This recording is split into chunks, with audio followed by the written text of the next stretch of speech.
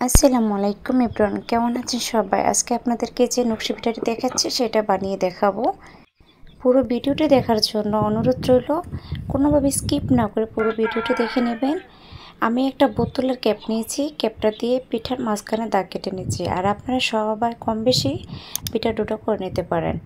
আমি এখানে পিঠার ডোটা করে নিচ্ছি এবং কি লেমন ফুড কালার দিয়েছি, একটু কালারিং পিঠাটা বানিয়ে আপনাদেরকে দেখাচ্ছি। আর এটা কলমের মুখ দিয়ে কীভাবে আমি মাঝখানে ছিদ্র করে নিয়েছি, একটা সুন দিয়ে ডিজাইনগুলো করে নেব। এখন থেকে আপনাদের মধ্যে শেয়ার করব আমি কী কী জিনিসপত্র পিঠা বানাতে ইউজ করি। এখন যে আমি সুনটা দিয়ে ডিজাইন করে নিচ্ছি, এটা পুরোপুরি বকুল ফুলের মতো ডিজাইনটা হচ্ছে। আপনারা অবশ্যই বাসায় ট্রাই করলে আপনারা পারবেন। মানুষ পারে না এমন কোনো কাজ নেই, চেষ্টা করলে সবই পারবেন।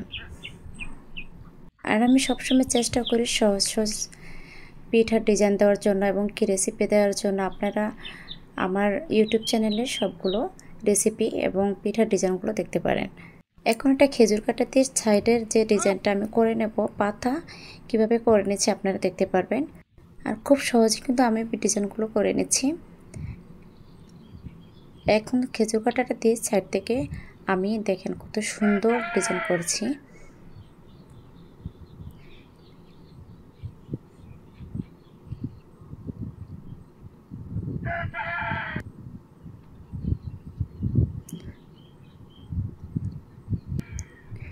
আর আমার ফুল ভিডিও দেখার জন্য আমার চ্যানেলে আরও ভিডিও দেওয়া আছে, আপনারা অবশ্যই দেখে নেবেন।